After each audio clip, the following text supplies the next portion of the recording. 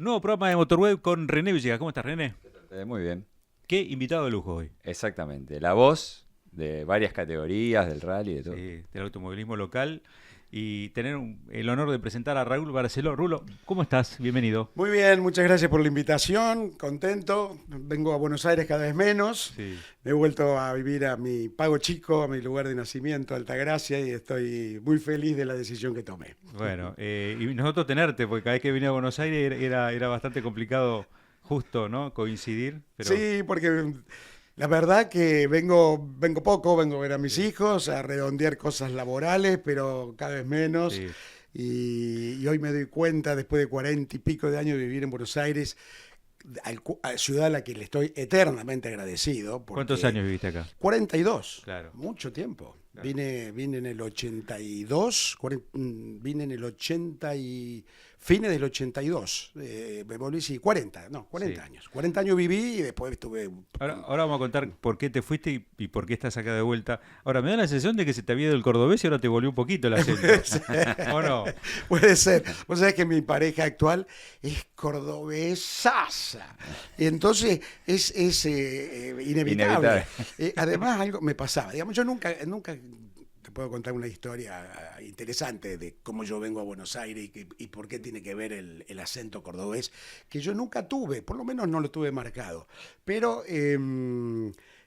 cuando en una época, 7, 8 años, que hicimos con Gabriel Reyes un programa de rally, Sí. primero para Córdoba y después para ESPN varios años, que andaba pero muy bien.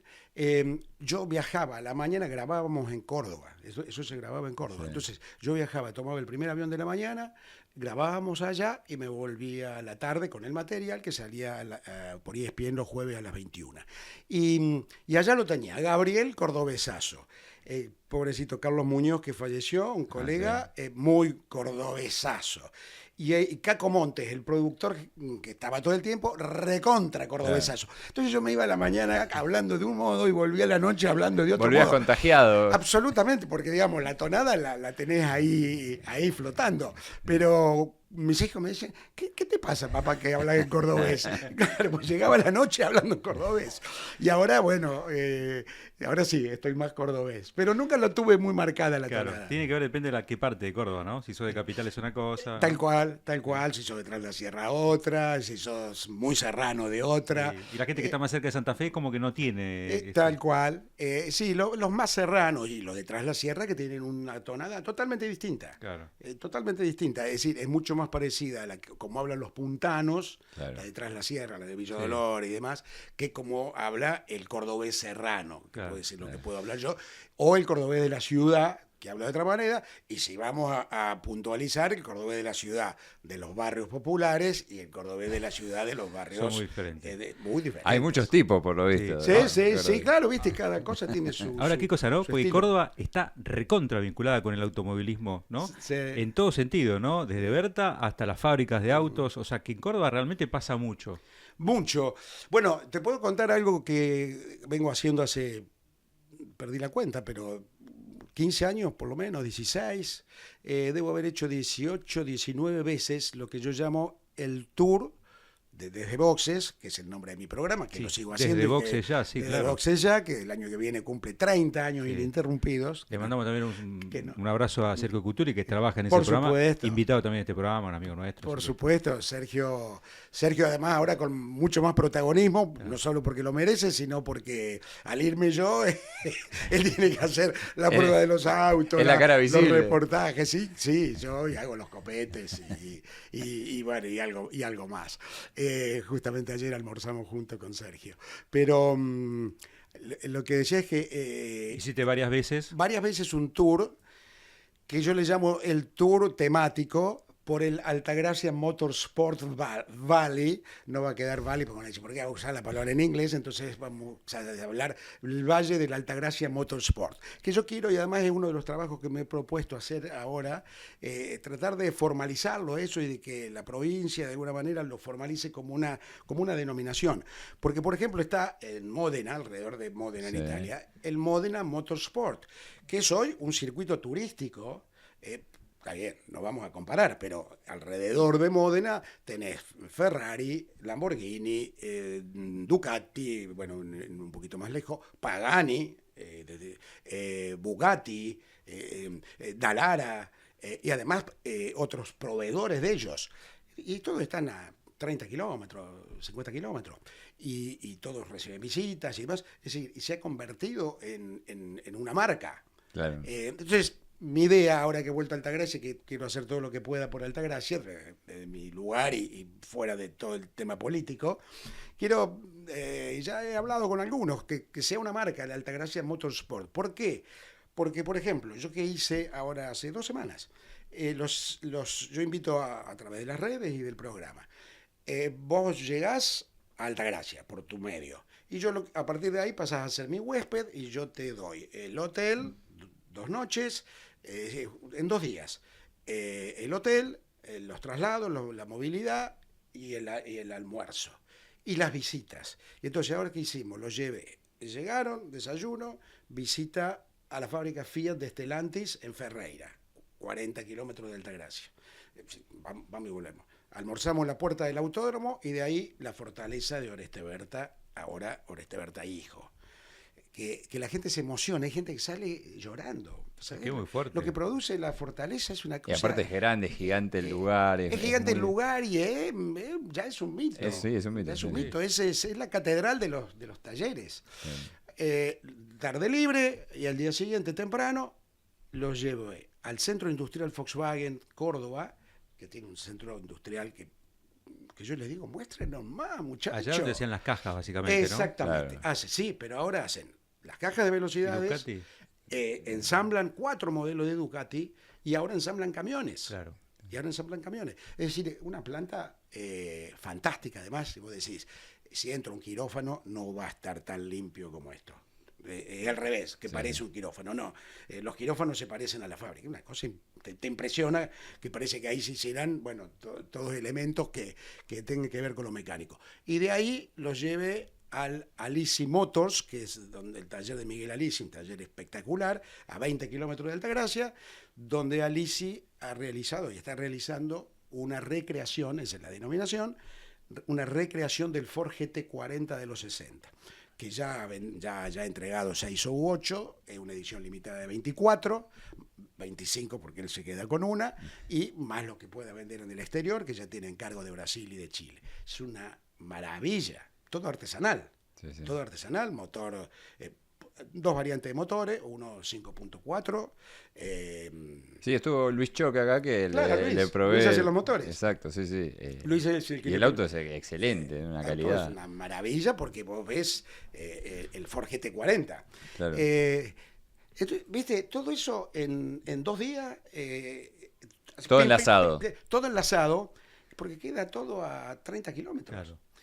Por eso te quiero decir, y a esto sumale Renault en Santa Isabel, Iveco, fábrica de camiones, el taller de Javier Ciabatari, que tiene, bueno, el equipo Citroën de turismo carretera, 2000, de esta otra categoría, pero además que hace muchos desarrollos. Javier es un tipo muy, muy inteligente. Todo eso hay muy cerquita. La pista de Brian Berta, pegada a la fortaleza, la pista, con un pequeño garage con autos de Oreste. Es tener una cantidad, unas alternativas de visitas. A ver, de visitas. No me quiero agrandar, pero visitas si vas conmigo, digamos, claro. No golpeas la puerta. Claro, no le abren a cualquiera. Exactamente. No, pues además lo estás organizando vos, eso. Sí, por supuesto, sí. El otro día la verdad que me sentí orgulloso porque el de Volkswagen, por supuesto, gente toda amiga de muchos años, el encargado de Relaciones Institucionales, Alejandro, les dice a todos, sepan que entran 40 personas, que son las que llevo, que es el máximo, porque los trae Raúl, porque acá no permitimos visita de más de 20 personas, porque no, claro. En fin, es mucho. Sí, es difícil de manejar. Es difícil de manejar, ¿no? Y complicación. Esto es solo porque los trae Raúl, claro. Si no lo hacemos. Así que bueno, eso me... Ahora, mira, vos recién mencionabas a Berta, ¿no? Y acá hay una anécdota que está dando vuelta, que a los 13 años vos ya tuviste tu primer contacto periodístico o automovilístico, no sé cómo llamarlo. Sí, ahí arranca mi mi trabajo periodístico. Yo empiezo realmente desde muy chico, y si hay alguien que lo puede corroborar es Oreste, porque el primer reportaje, la primera nota que yo hago es a Oreste, y además hay una referencia irrefutable. El Autódromo Oscar Cabalén se inaugura en marzo del 68. Yo en ese momento tenía 13 años, y la semana previa Oreste había alquilado un taller muy cerquita de mi casa, porque ya él hasta ese momento trabajaba en el garage de su casa con autos privados. Ya le quedaba muy chico, entonces alquila un taller mientras encarga la construcción de la fortaleza. Estoy hablando a principios de los años 68. Entonces le quedaba a media cuadra de mi casa. Entonces yo me entero que voy, y vos me decís, ¿por qué? Y qué sé yo, porque ya lo tenía dentro. Agarré el grabador geloso, un grabador geloso que me habían traído mis viejos de Italia, enorme, pesaba más que yo, y ahí con 8 pilas grandes. Sí. Con 8 pilas. Hoy saldría muy caro. Hoy saldría carísimo. Y ahí voy, los espero. Y cuando salen del taller le hago la nota a Oreste Berta, y es que estaba con Luis Di Palma. ¿Vos le hiciste una nota para la escuela? ¿Qué excusa le pusiste? Para mí. Era algo personal. Para mí. O sea Porque que ya tenías el gen de periodista adentro. No, es que yo ya había arrancado a hacer en ese grabador geloso un programa que se llamaba Fierro a Fondo, para escucharlo yo y 2 amigos más. Entonces, la música era Grand Prix, tan, tan, tan, tan, tan. Claro. Esa era la música. Yo había hecho la introducción, aquí los ruidos, los motores, se llamaba Fierro a Fondo, y bueno, recopilaba ¿Y noticias. que era Fórmula 1, turismo carretera? De todo un poquito, recopilaba, leía poco el diario, no tenía otro, y lo redactaba, porque mi papá era escribano. Entonces en mi casa la máquina de escribir era normal. Claro. Entonces para mí era natural escribir a máquina. Así que lo redactaba y lo leía. Y con un grabadorcito, con una radiecita, un equipo Winco. Claro, Subía ponías la música, bajaba la música. Eso lo hacía en un subsuelo de mi casa paterna, allá en Altagracia, frente al Tajamar. Y lo escuchábamos 2 o 3 amigos. Uno de mis amigos, el papá compra el primer Torino en Altagracia, el primer Torino 380W. Sí. Vos pensás que el Torino se presenta comercialmente el 30 de noviembre del 66. Yo no soy muy memorioso, pero hay cosas que sí. Pero no soy amigo de las estadísticas. No las recuerdo, mejor dicho. Pero en fines del 66, 67 ya empieza a correr, gana la primera carrera, se produce el fenómeno del Torino, así que alguien tuviese un Torino 380W, es decir, el tope de gama en Altagracia, era toda una cosa. Mi amigo me invita a su casa, al garaje de su casa, a ver el auto. Cuando veo el auto me quedo enamorado. Fue amor a primera vista. Fue amor a primera vista, volante de madera, tablero de madera, el pomo de la caja de velocidades de madera. ¿Vos tendrías las 12, butacas. 13 años en el momento? 13. Entonces lo enciende. Todavía escucho el ruido. Lo enciende, ¿viste? ¡Bum! Ese ruido tan particular del Torino. Entonces le digo, este tiene que ser el arranque de mi programa. Me voy corriendo a mi casa, traigo el grabador, lo vuelvo a arrancar, y entonces, ¡bum! ¡Bum! Así arrancaba el programa. Después venía la música de Grand Prix. Todo eso yo ya lo hacía algunos meses antes, y cuando me enteraba que probaban en el autódromo, después se inaugura el autódromo, y ahí yo ya hago esta nota. Por supuesto, para mi programa era fantástico. Mi mamá me dice, ¿por qué no se lo llevas a La Voz Serrana? La Voz Serrana era el único diario que era mensual o quincenal, qué sé yo. Se lo llevo, le digo, mire, le acabo de hacer una nota. ¿La transcribiste o le llevas el audio? No, le llevo el audio.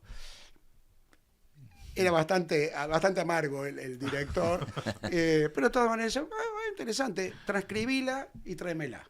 Me fui a mi casa, al escritorio de mi papá, la transcribí, se la llevé, y tal cual yo se la llevé, la publicó, que la tengo guardada. Así que bueno, yo ya me emparento desde muy chico, y desde la inauguración del Cabalén, que ya te digo, marzo del 68, bueno, hasta hoy. Claro. En ese momento, Berta, que era una persona joven, era conocido ahí en Altagracia. Sí, en ese momento, bueno, ese es otro fenómeno que ocurre y que produce Berta. ¿Por qué? Porque Berta, si bien vivía en Altagracia desde el año 61-62, saben ustedes que nació en Rafaela, Él empieza a trabajar en ICA. En ese momento se llamaba ICA, Industrias Kaiser Argentina, luego es ICA Renault y después se convierte en Renault. Pero en ese entonces trabajaba en ICA porque, bueno, la historia es larga, pero está en todos lados, pero su papá en Rafaela era, entre otras cosas, concesionario Renault, y cuando hace una remodelación del concesionario o algo, una presentación o algo, va James McCloud, que era el presidente norteamericano, presidente de ICA. Bueno, el papá de Oreste se lo presenta, Oreste era un adolescente, y evidentemente McCloud, no en vano era el presidente, no en vano era un tipo inteligente, se dio cuenta que era diferente, que Oreste era otra cosa. Y le dice, voy a estudiar, pero anda a verme, anda a verme, no me dejes de ver. Bueno, pasan los años, lo va a ver y... Acá en Buenos Aires, digamos. En Buenos Aires, claro. Porque en ese entonces Córdoba, la planta de Córdoba tenía más injerencia política, claro. política Sí, empresarial, dentro ¿no? de la... Claro, entonces el presidente tenía que estar en los dos lados. Y los gerentes y directores de Córdoba tenían mucho más fuerza de la que tienen ahora. Como pasa en todos lados. Digamos, hay una cabeza, y en ese entonces se disputaban el poder, Córdoba y Buenos Aires, internamente, ¿no? Y empieza a trabajar, y McCloud lo empieza a mandar a hacer cursos en el exterior. Es decir, evidentemente vio que Oreste tenía 22 años. ¿Él ya tenía alguna formación mecánica? ¿Tenía Él algo? tenía un enorme talento, preparaba motos a todo el mundo, solucionaba todos los problemas. Había empezado el secundario, hizo un año libre, terminó quinto año, lo hizo libre del secundario, para empezar antes de ingeniería. Empieza ingeniería en La Plata, no le va bien, o no se siente cómodo porque evidentemente era un tipo distinto, claro. y por ahí los profesores, él entendía que no es que no estuviesen a su altura, sino que como que se aburría. Claro. Se viene a la Universidad de Córdoba, acá se pelea con un profesor, porque él le discute aspectos y el profesor no se los acepta, se enoja, el profesor, estamos hablando de 55, 56, lo unamos con la parte política, estaba terminando el peronismo, arrancando la Revolución Libertadora, todo eso en la universidad tenía mucho que ver, todo esto estoy relatando lo que me cuenta Oreste y puso en su libro, ¿no? Así que había una serie de cosas que dijo, yo no vengo más, y abandonó en tercer año, creo, él tiene 3 títulos de doctor honoris causa de 3 universidades distintas, pero no es ingeniero. Claro. No es ingeniero. Y bueno, y cuando ya de ICA lo empiezan a mandar y demás, tiene que ir a vivir cerca de Santa Isabel. Claro. Entonces, su papá, que era un tipo bastante influyente, con 6º grado, era un economista de primer nivel. Todo esto te transmito palabras textuales de Oreste. Economistas lo consultaban a él, un tipo de 6º grado, pero había leído, evidentemente, tipo muy inteligente. Y le consigue una casa, la misma casa donde vive hoy, hermosa, frente al golf, y bueno, y ahí se va a vivir Oreste y ahí se queda. Pero en ese momento, en esa primera etapa, no era conocido, era un tipo que trabajaba en ICA, iba y volvía a ICA, claro. no era conocido. Era como un ingeniero. Exactamente. Claro. Era un ingeniero más, digamos, sí, para el pueblo, sí. Pero ¿qué pasa? Que empieza a preparar él autos por su cuenta. Venía de ICA, cumplía el horario o volvía de algún viaje, de algunos cursos, que por ahí fue a Italia, Weber, de 3 meses, estuvo en Toledo, Estados Unidos, 2 años, bueno, todo eso enviado por ICA. Y empieza a preparar primero Renault, Gordini, para Copelo, para algún amigo, en el garaje de su casa. Ahí donde yo y algunos otros, yo más chico todavía, 11 años, con mi bicicleta con la que andaba todo el día, de vez en cuando me iba hasta la casa y desde afuera, por supuesto, miraba cómo trabajaban en los Renault y no mucho más. Pasa el tiempo, 67, año 67, el Torino, ICA, forma un equipo oficial con 3 Torinos en el turismo carretera. que fue, yo siempre digo, si bien ya había habido otros intentos de autos compactos, modernos, que corrieran en el TC, disputándole a las cupecitas, básicamente el Chevy 2, el más exitoso, aunque no fue campeón, pero ganó muchas carreras con Cupeiro, los Ford Falcon, que tuvieron un equipo oficial, con Rolo de Alza, Gatilio de Viale del Carril, Oscar Galvez, que era el director de la Carmelo Galvato después, bueno, más tarde Lole Reutemann, es decir, corrían con Falcon. Para mí, la verdadera bisagra del automovilismo antiguo, del automovilismo contemporáneo o moderno, es el 67 cuando aparece el Torino, un auto hecho acá, en la Argentina, con una preparación absolutamente nacional, y forma un equipo oficial de 3 autos, la famosa CGT, Copelo, Gradasi y Ternengo. Director general, director técnico y director deportivo, director general, Oreste Berta, con, año 67, 29 años.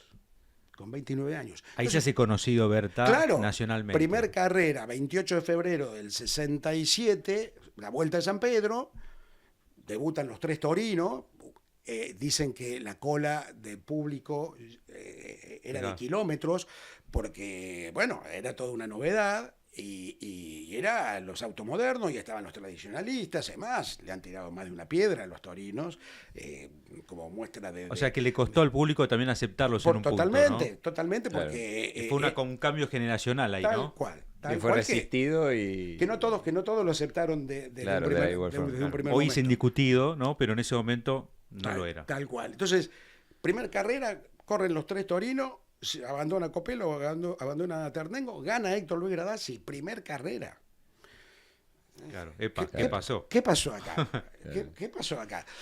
Ahí empieza a transformarse todo y, volviendo a la pregunta original, Oreste pasa a ser no solo para la gente de Altagracia, no tanto para la gente de Altagracia, que sigue siendo uno más, sino para el mundo del automovilismo pasa a ser, y 29 años, ¿y de dónde salió? ¿Cómo es?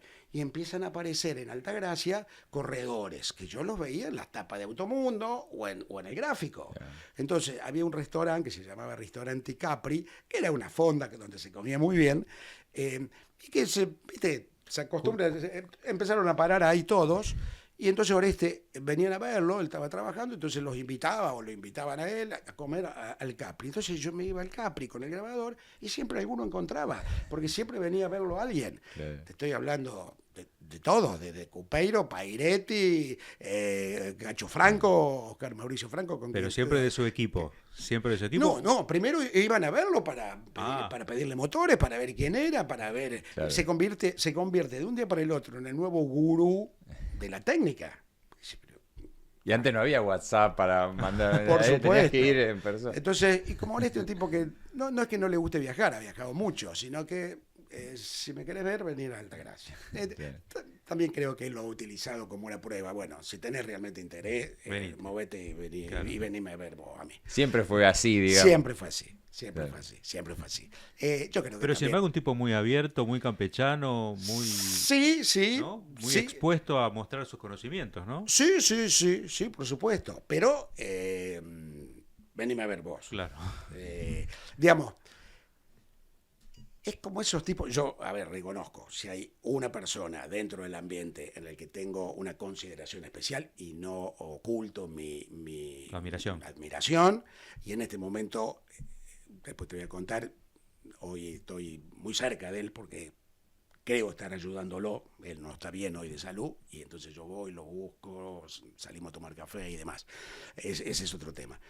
Pero, por eso digo, Oreste siempre se manejó de una manera que provocó que se haga un halo de misterio. De leyenda, de cuánto será cierto, claro. Cuánto será exagerado, es mago, no es mago, siempre, y eso lo provocó Yo no creo que de ninguna manera Adrede. pero su personalidad, su manera, y un tipo muy, muy buscado. Y Fangio y Nürburgring, ¿cómo llega? ¿Vos te acordás? ¿Tenés recuerdo de eso o eras muy chico de lo que fue? No, lo recuerdo, era chico, pero lo recuerdo porque de alguna manera también participé. Después vos lo recreaste, ¿no? De alguna manera, pero ¿tenés ese recuerdo de cuando vos eras chico de todo eso? Sí, por supuesto, claro. Sí, claro. Porque se debe haber vivido de manera especial ahí en Altagracia la misión, digamos. Sí. Por radio, la seguiría. Sí, claro. Porque el éxito de la misión argentina en Nürburgring, que hoy se ha convertido en una leyenda realmente. Sí. ¿Qué es lo que convirtió también al Torino? Que hoy se hable en todo el mundo, ¿no? Exactamente. Escúchame, bueno, no quiero cambiar de tema, pero cuando organizamos con Marcelo Ingaramo, mi colega y amigo, los 50 años de la misión argentina, en el año 19, con epicentro, fueron 84 horas de festejo de las 84 horas de Nürburgring. Después, si querés, te cuento eso, pero fueron 520 torinos. Anotado, patente, 520 torinos de todo el país, desde Oberá, Comodoro Rivadavia, el lugar que se te ocurra. No solo hay 520 torinos en circulación, claro. Fueron. Claro. La gente que trabaja, claro. Fueron, por supuesto que les atraía el tema, pero volviendo a la misión argentina, yo creo, viste, a veces cuando se habla de marketing, de los genios del marketing de hoy, que por supuesto los hay en todas las épocas, pero ha habido genios desde mucho antes.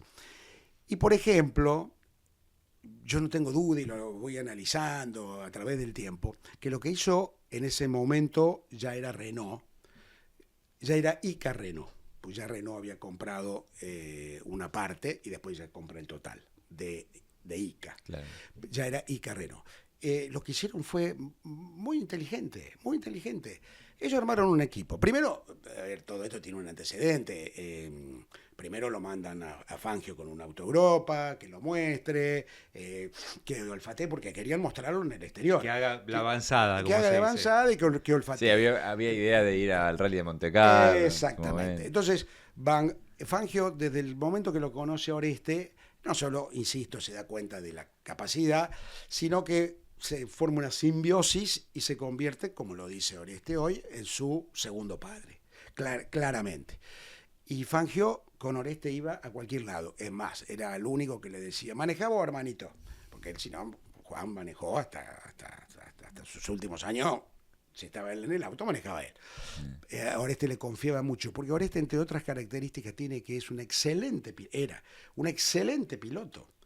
Era tan rápido como sus propios pilotos. Mirá, él probaba los autos como primero si fuera... probaba los autos, él.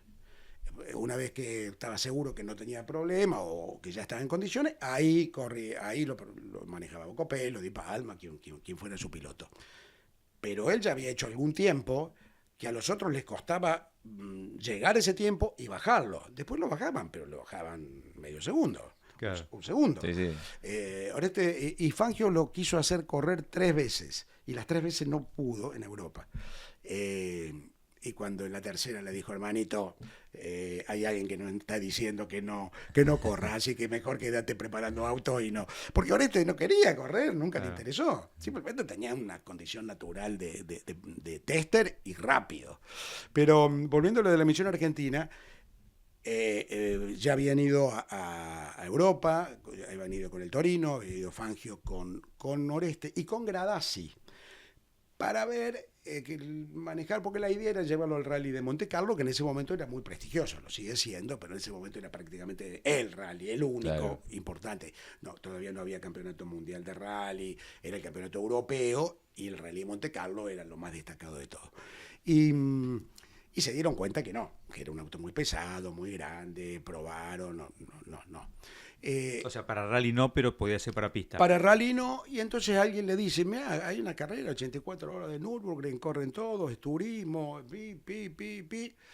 piden el reglamento, analizan el reglamento, o sea, esto puede ser.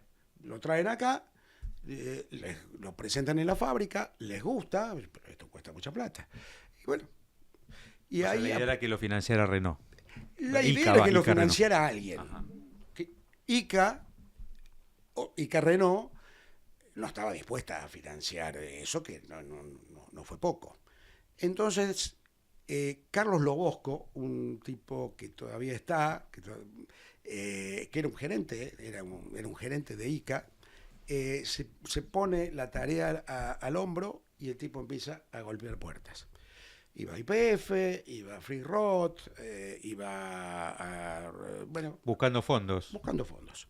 En definitiva, empiezan no solo a reunir los fondos, sino que se empieza a hacer un compromiso que sea un tema argentino, que no sea un tema publicitario, que no lleve, que no sea el logo de una marca, logo de una marca. Entonces, una bandera. Se ponen todos de acuerdo en que esto era Argentina, que las empresas no iba a estar ninguna representada, porque si vos miras un auto no va a haber ninguna publicidad, porque muchos se preguntarán, Renault, sí, puso los autos, puso la logística. Los pilotos no cobraron.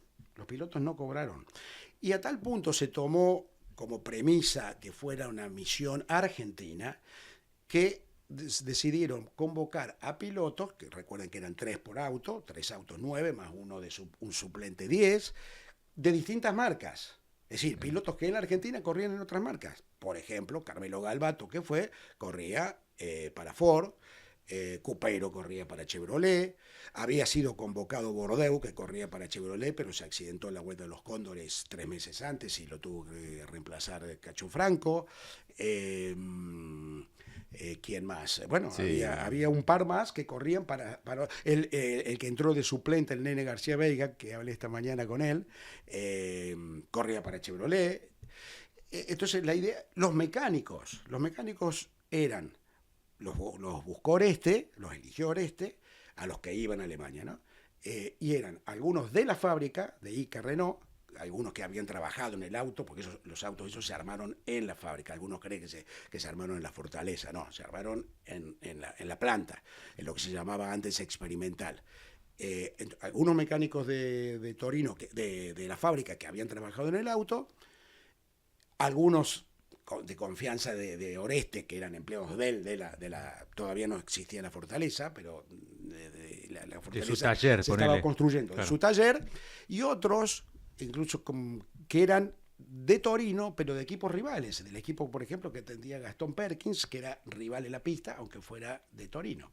Es decir, la idea era hacer realmente una selección. Y se hizo una selección de periodistas, algo que no todos saben. Se hizo una selección de periodistas. Eso sí lo pagó Renault. Entonces, de los medios más importantes, que venga uno. Entonces fue el papá, Isidro González Longhi de Carburando de ese momento, entiendo, no recuerdo bien, pero Víctor Hugo Cando, Alberto Hugo Cando, padre por supuesto, claro. Que tenía vértigo. El Colorado. Bueno, claro. Lo del Colorado es aparte. Lo del Colorado es aparte porque el Colorado no va invitado por ellos. Bueno, y va un grupo y que contratan, la verdad que no me acuerdo qué radio, de Buenos Aires, y entonces salían cada hora 5 minutos con un resumen. Y entre ellos, 84 horas, más la previa, más la post, tenían que ir, por supuesto, rotando. Entonces iban rotando entre ellos y cada hora se daba la información. Vuelvo a lo mío particular. ¿Qué hice yo? Ese día le pedí autorización a mis viejos para faltar los 2 días, jueves y el viernes. Me junté con un amigo que ya no está, allá de Altagracia, y nos instalamos en un altillo que él tenía en su casa, tiramos un par de colchones, la radio, y yo todavía los encontré el otro día. Anotaciones no digo hora por hora, cada 2 horas anotando la posición de los torinos y la posición de cada uno. Es decir, que las 84 horas nos pasamos en un altillo, la mamá nos traía sándwich y qué sé yo, y así viví yo. Hiciste la cobertura desde tu casa. Una cobertura personal. Doméstica. Doméstica, personal. Y en ese momento, ¿qué significó? Ustedes tomaron noción de lo que había significado, más allá del resultado final, ¿no? Que dio mucha bronca probablemente en ese momento. Sí, viste como estas cosas que trascienden en el momento, quizás no te das demasiado cuenta. No lo dimensionaste. No lo dimensionas tanto. Yo en lo personal, para mí, yo tenía 15 años. no dejaba de ser una aventura, un hecho, digamos, una travesura, si querés. Pero yo seguía siempre con la idea, a todo esto yo ya trabajaba en la radio de Altagracia, porque bueno, me falta ese paréntesis que cuando da la casualidad, ¿viste? A veces las casualidades no existen, pero que me vuelvo un poco atrás. Se inaugura el autódromo, Altagracia se llena de pilotos que venían todos los días a verlo Berta y qué sé yo, el autódromo Cavalera empieza a tener una gran actividad y simultáneamente lo que era Propaladora Plaza, sí, la propaladora que existió en todos los pueblos, con las bocinas en algunas esquinas céntricas, deja de ser propaladora y se convierte en radio por cable, radio circuito cerrado. Es decir, como con el cable vos querías, iba la cajita del sonido, con cable te lo llevaban a tu casa y pagabas el abono. Eso fue un cambio en la radio, le dieron una importancia, contrataron a un periodista de Córdoba para que eligiera el contenido y tuviera ya otro control, que dejara de ser una propaladora, y se dan cuenta que automovilismo no hacía nadie sabía nada de automovilismo, y entonces alguien dijo, che, chico, Barceló va a las carreras, hace notas, ¿por qué no lo hablamos? Pero yo tenía 13, 14 años. Ahí viene Jorge Kelly, un pobrecito otro amigo que ya no está, que tenía 3 años más que yo, y que él ya trabajaba en la radio. Entonces Jorge me dice, che, bueno, listo. A la semana siguiente yo estaba haciendo fierro a fondo, lo que yo hacía en mi grabador, haciéndolo al aire una vez por semana, para que tuviera algo de automovilismo, porque Altagracia se estaba impregnando de automovilismo y nadie hablaba de eso. Claro. ¿Y qué salía los lunes, por ejemplo? Eso salía los viernes. Ah. Y simultáneamente, pues yo te digo, a veces se dan las cosas, había un programa diario que se llamaba Rinconcito Deportivo, que lo hacía Jorge, este amigo mío, como segundo, y un periodista que hacía 1000 años que trabajaba en la propaladora. Ese periodista, desde el día que inauguraron la radio, desapareció. No sabían si lo había desaparecido alguien o qué había pasado. Literalmente desapareció. Después se enteraron que ese día aprovechó y tenía una segunda vida y se fue con su segunda vida y desapareció. Pero sin saber nada, se quedan con un solo tipo, un programa diario. Y yo ya había empezado a hacer fierro a fondo. Y sí, ¿no te animás a hacer todos los días? Duraba 20 minutos, de 19.05 a 19.25 me parece. Sí, pero insisto, yo tenía 14 años, que además, vos me ves ahora de 1,65 m, en ese momento medía 1,60 m, con cara de nene, parecía que tuviera 10. Y bueno, tengo fotos que... Algunos dicen, ¿cómo estabas trabajando en la radio? Si era un nene. Claro. Y bueno, sí se fue dando. ¿Y cómo después fuiste? Porque vos pasaste pues, por medios de Córdoba nacionales, pero de Córdoba, o sea, provinciales, pero de alcance nacional, y después pasaste a lo que, bueno, entiendo que toda persona que viene de una provincia sabe que yo es argentino, pero atiende en Buenos Aires, ¿no? Todo se cocina acá. Sí, es interesante porque yo te diría que no salteé ningún escalón, que me parece además importante. Yo no soy quien, ni me gusta dar ni consejos, ni sugerencias, y más con hoy que el periodismo está toda la escalerita. Tan cambiado. Hice toda la escalerita. El escalafón. Arranqué, como te dije, más abajo imposible, de muy chico, y de ahí empecé, ya no te digo que se empezaron a disputar, pero entre los dos periodistas más importantes de automovilismo de Córdoba, que eran Héctor Acosta y Sprinter, claro, como yo me quedaba relativamente cerca, ir a ver las pruebas, y como en ese momento las pruebas por ahí, yo iba a la Fortaleza, y por ahí decían, bueno, listo, terminamos, vamos a probar. Y ellos salían y iban a probar, es decir, tenían la llave del autódromo, en ese momento no había ambulancia, no había seguridad, no había claro. Nada. Iban a probar o iban a ser tiradas a la ruta. Claro, que era muy normal eso. Absolutamente, absolutamente. Yo tengo anécdotas de eso y una muy fea porque tiene un accidente, no que yo alcanzo a ver, pero de que tuve una relación de Oscar Cacho Franco haciendo una prueba en Altagracia, camino Carlos Paz, en la falda del Carmen, se le pincha una goma, sigue largo, se dan vuelta, y yo me entero a los 5 minutos y voy corriendo al sanatorio y como yo ya, uno sabía, suponía que yo estaba haciendo todo esto con 15, 16 años, pero en definitiva me fui metiendo y me metí, y lo veo a Cacho muy mal, y escucho un momento en el que el médico, detrás de un biombo, le dice a la esposa del acompañante: señora, lamento decirle que su marido acaba de morir. ¿Viste? Imagínate todo eso. Es como tu primera muerte vinculada con el automovilismo, ¿no? Exactamente. Y bien cerca. Me acuerdo, se me pone la piel de gallina, porque te imaginas, con esa edad y demás, los conocía, era amigote mío. O sea que también dimensionaste el riesgo que significaba ser piloto, ¿no? Sí, totalmente. Y más en esas condiciones. Lo que pasa es que, insisto, en ese momento por ahí no termina de dimensionarlo. Hoy lo miro y digo, qué locura, yo y cualquiera, qué locura, hay que hacer pruebas a la ruta, a fondo. Sí, pero... caminos sinuosos, ¿no? No, bueno, podía ser camino sinuoso, no era tan sinuoso, pero es el camino que hoy va de Altagracia a Carlos Paz, donde ocurrió este accidente. Hoy ya es parte de Altagracia, hemos crecido y es parte de Altagracia. Ya no era en ese momento era la ruta, hoy ya parte de la ciudad. Pero lo que te quiero decir es que por ahí uno no dimensionaba, y hoy decís, qué locura las cosas. No sé, viste, un accidente que tiene, voy saltando, ¿no? Pero bueno.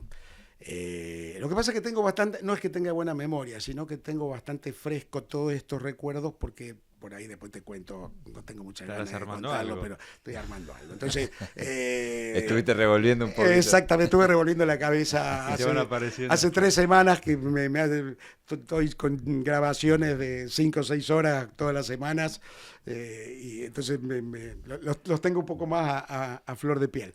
Pero hay un accidente que yo sacaba las fotos y ayudaba, fines de los 70, para la temporada internacional de Sport Prototipo del 71, de enero del 71. Berta ya había presentado el Berta LR en enero del 70.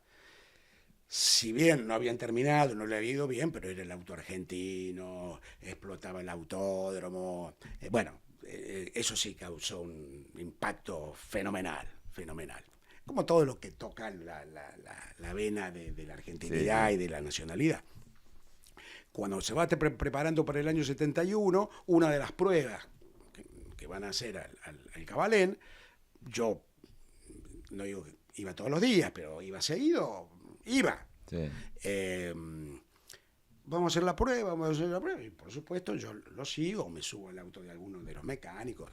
Siempre Oreste, yo por supuesto, yo hoy se lo reconozco y le digo siempre, yo te tengo que agradecer mucho, porque si bien yo nunca, estoy seguro que fui irrespetuoso, pero yo era un chico. Él me podía haber dicho algún día, che, saquen al chico este del taller, claro. ¿Qué carajo hace ahí?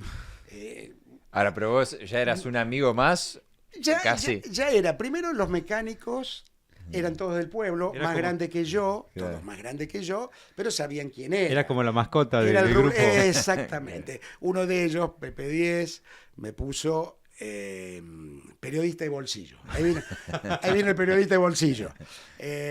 Y entonces hablaba un ratito con uno, hablaba un ratito con otro, no mucho, porque si no me iban a venir y decir, che, no claro. están laburando. ¿Te pedían, che, no, esto no lo publique, no lo diga, o no había esa...? Los mecánicos no, porque no tenían dimensión del tema de la confidencialidad. Claro.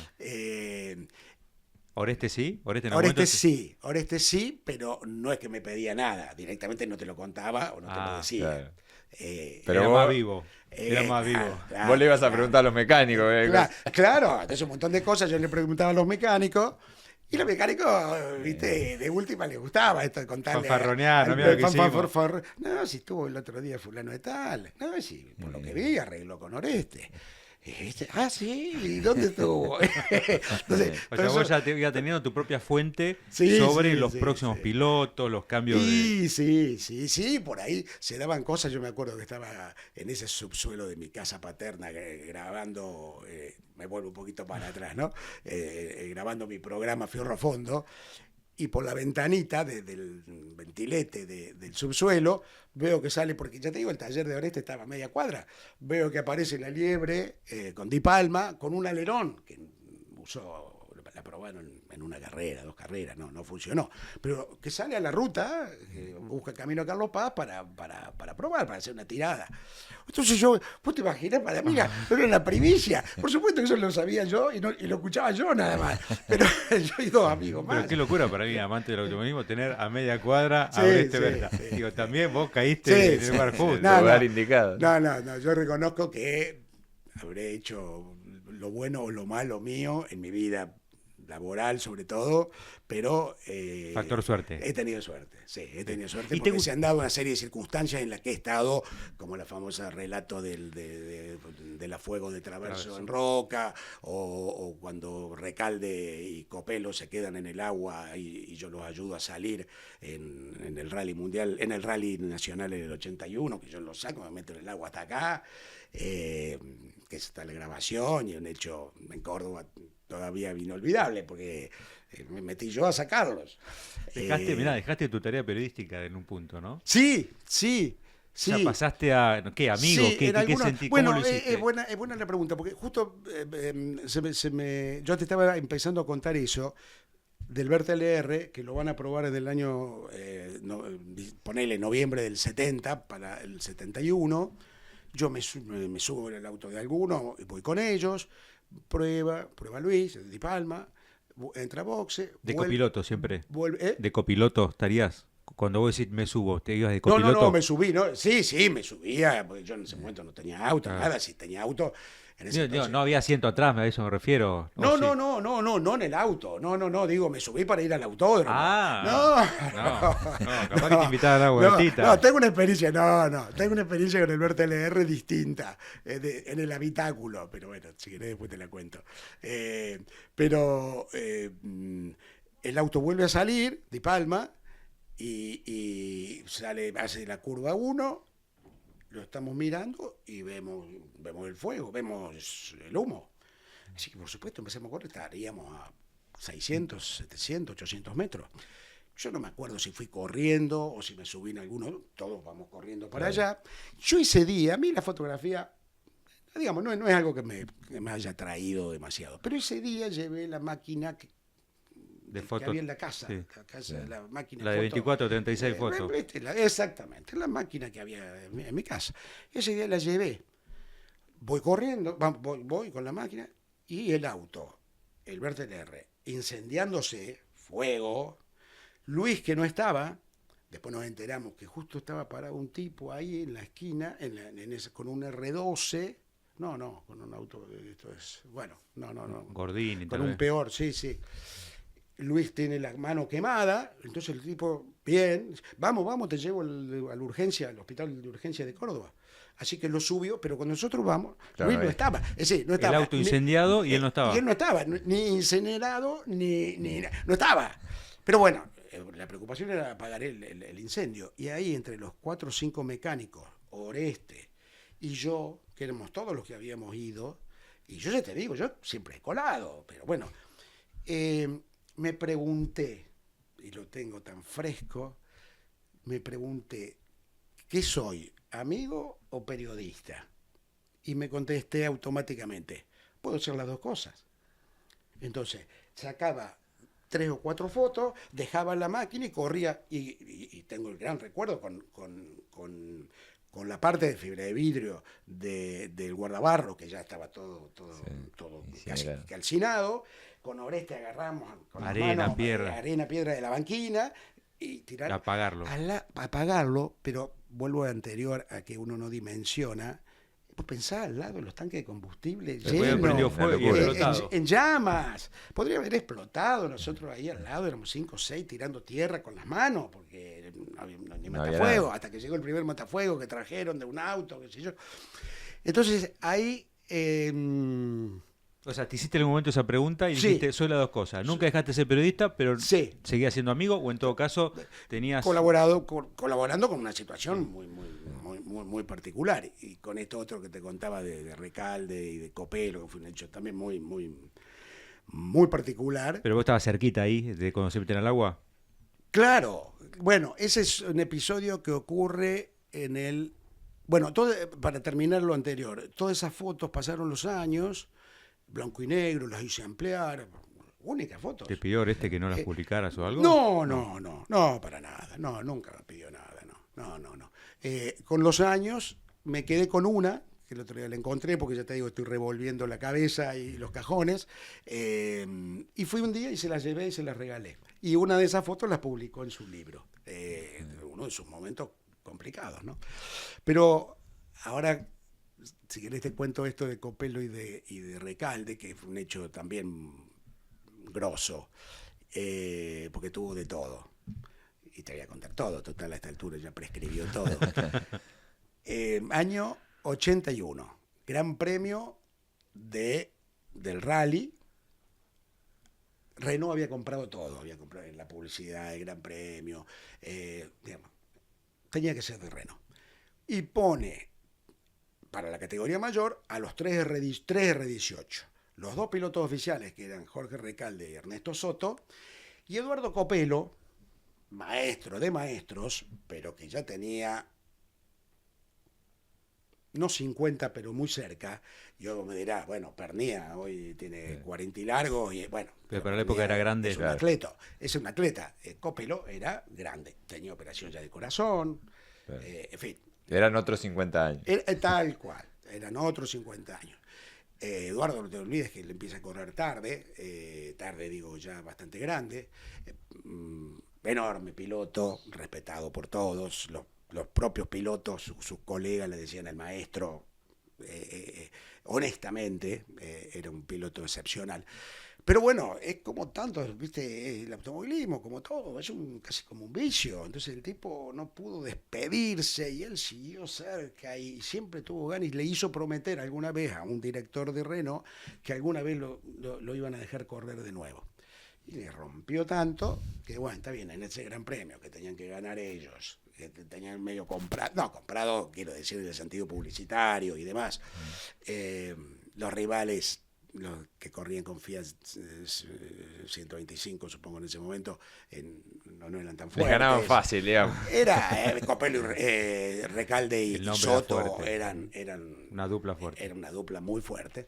Entonces va Copelo. Copelo se entrena, hace todos los deberes. El tipo, viste, quería demostrar que tenía 20 años, no los tenía. ¿Qué pasa? Largan el viernes, hacen un par de primes, qué sé yo, y el tipo uno se lo gana a Recalde y el otro lo pierde con Recalde ahí.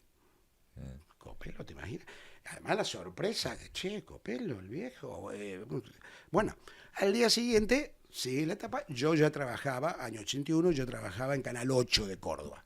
Tenía así un programa con Héctor Acosta que se llamaba 8 Deportes, que se cubría todo, pero el automovilismo era lo más fuerte. Voy con un camarógrafo a grabar a un lugar determinado. Yo voy a ir al vado del río San José, un lugar por donde tenían que pasar, el vado, la imagen va a ser buena, allá me voy temprano. La noche anterior diluvió toda la noche. Córdoba, ustedes saben, famoso por si llovió mucho en la sierra, por ahí no llovió más abajo, pero si llovió mucho en la sierra, en algún momento viene la creciente. Y la creciente no te pide permiso, viene y viene. Entonces, uno más o menos conocedor, en ese momento el director de la carrera era Gastón Perkins, que ya estaba retirado. Después me hice muy amigo de Gastón, pero en ese momento yo todavía trabajaba en Córdoba, así que a mí no me tenía. Entonces me acerco muy respetuoso, señor Perkins, mire, yo soy fulano, yo trabajo. Mire, la creciente en algún momento va a venir, ha llovido mucho en la sierra, en algún momento va a venir. En ese momento por el vado pasaba apenas de agua, apenas. No, yo Gastón, yo soy... No era, digamos, era de campo, pero no era de sierras. No, yo lo conozco y recién hablé con un vaqueano, no va a dar tiempo. Bueno, dije, yo entonces dije, acá me hago un picnic, le dije al camarógrafo, ponete acá, y yo me senté en otro lado, después te voy a mostrar alguna foto que voy a tener por ahí. Hacía un calor bárbaro, era noviembre, yo con un pantaloncito corto, 20 y pico de años, luciendo físico, y esperando que aparezcan, digo, acá me hago un picnic. Y evidentemente, no es porque yo fuera meteorólogo, empezó el agua, crecer, a subir, en 10 minutos, y ¡wow! Así. ¿Que había medio metro, ponele? Medio metro. Medio metro. Suficiente para que el auto no avanzara, digamos. Exactamente. Entonces, ¿qué pasa? Largaron del prime anterior, de Potrero de Garay. Como todo esto se dio de manera simultánea, no tuvo tiempo Gastón de avisar. No paren que... Claro, Largaron. Ya una vez que largaron. Sí. Y cuando estábamos todos mirando el agua, cómo seguía creciendo, aparece primero Copelo, porque había ganado el último prime, aparece Copelo, era ¿Con el 18? Con el 18. Apareció Copelo, llega, ve el agua, clava los frenos y me meto. Y se mete. Se mete hace 10 metros y el agua no lo deja seguir. El vado lleno de gente, porque era un gran premio, era, viste, lleno de gente por todos lados. El agua no lo deja seguir, queda parado ahí. Ahí nomás porque largaban con 1 minuto de diferencia. Aparece Recalde. Lo ve a Copelo parado.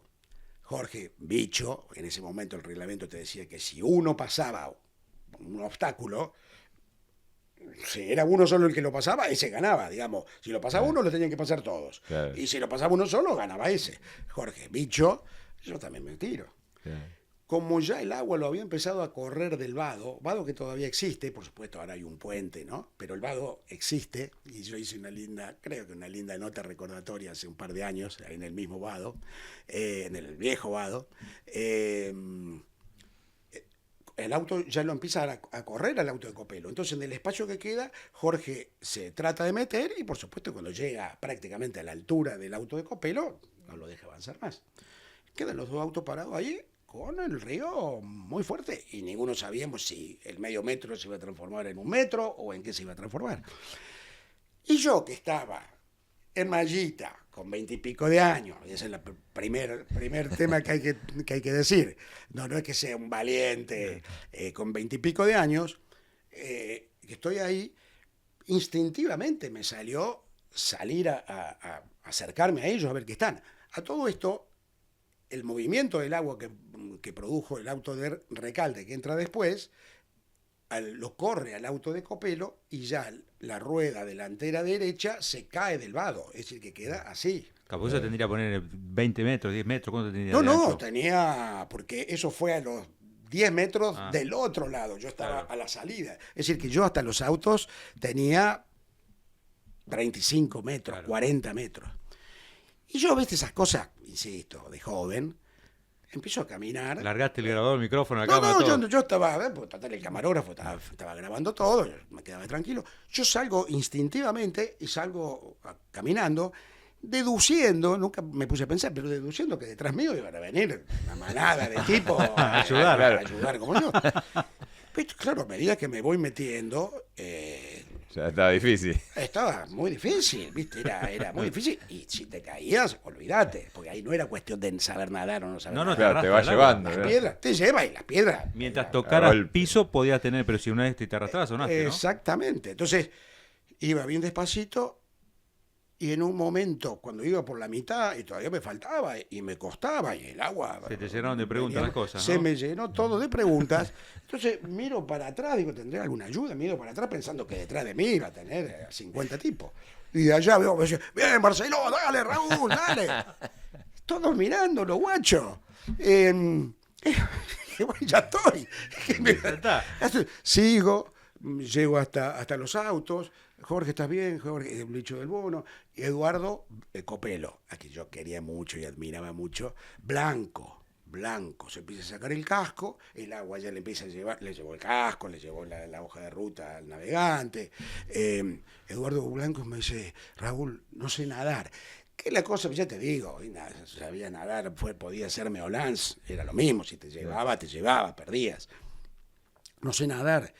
Espera, Eduardo, ya te ayudo. Entonces, lo primero que hace Recalde y Del Buono es abrir las puertas para que el agua pase y pase Claro. por adentro del auto y tratar de que no le pase lo mismo en el auto de ellos, que se lo empezó a llevar el río. Así que me vuelvo caminando, haciendo equilibrio, todos esos 35, 40 metros, me vuelvo caminando. Milagrosamente consiguen un rollo de alambre que se ve que habían dejado para seguir trabajando, que estaban alambrando ahí cerca, consiguen un rollo de alambre entero, me dan la punta y Empiezan a tirar. ellos se quedan con la otra punta, ellos digo el público, los que estaban ahí, y yo con la punta, vuelta otra vez a hacer todo el mismo recorrido, lo atamos en el parante del 18 de Recalde, y de ahí, por lo menos para tenerlo. Entonces ahí, usando eso de guía, lo agarró Eduardo a Copelo, ya agarrándose el alambre que estaba atado al auto y los otros en la costa, lo acompaño, cosa que, mira, me emociona porque a Eduardo lo quería mucho, que hasta el último día que lo vi me agradecía, y la última vez que lo vi con un par de vinos arriba, él me dijo: nunca me voy a olvidar que me salvaste la vida. No, Eduardo, no es para tanto. Pero para él fue un momento muy, muy delicado. Claro. Y después tuve que hacer lo mismo con El Navegante, que fue un periodista que murió hace poco, que estaba de navegante, y también me dice: Raúl, ayúdame a mí también, porque yo tampoco sé nadar. Así que, pero ya teníamos el alambre. Sí. Bueno, eso después termina en otra cosa, bueno, pero que no importa, porque termino a las trompadas. A ver, ¿cómo es eso? ¿Entre ellos? No, yo. Con el Turco Ray es padre. Con el papá de Gabriel. El organizador de todo eso era el Turco Ray. El Turco era un personaje para bien y para mal. El Turco padre. Organizador, promotor. Él creó, inventó, forjó el laburo de promotor automovilístico. Hizo muchas cosas. Perdón por el término, también hizo muchas cagadas, pero fue un tipo creativo, laburador. Y tenía un carácter muy, muy particular, y yo, por supuesto, lo conocía, qué sé yo, pero yo había escrito algo, porque también en ese momento trabajaba en Canal 8, trabajaba en Radio Universidad y trabajaba en el diario, hacía de todo, como uno hace normalmente, y más en el interior. Y yo no sé, que había puesto alguna cosa, nada grave, pero algo que a él le molestó.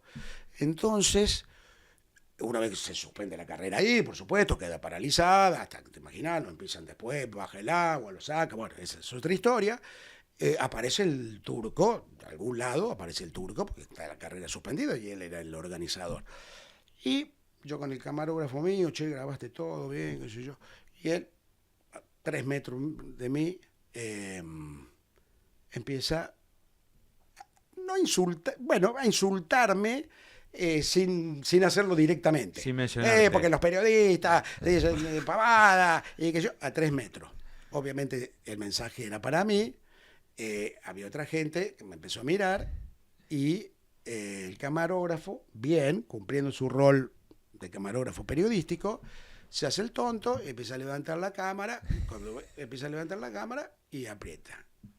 Y cuando él se da cuenta que lo están grabando, pierde absolutamente los estribos, y se le va al camarógrafo, pero desaforado, y yo al lado del camarógrafo pierdo los estribos.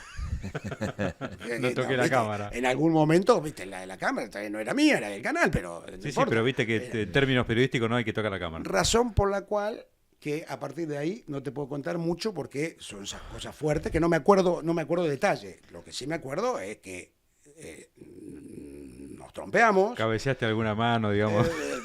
Nos trompeamos como te trompeas en esos momentos, en el que no sabes qué estás haciendo, Claro. tiras mano, tiras patada, él me habrá tirado mano, tira patada, qué sé yo. Me caí, me acuerdo, en un momento ya entre la arena y el agua del río. Bueno, nos alcanzan a separar.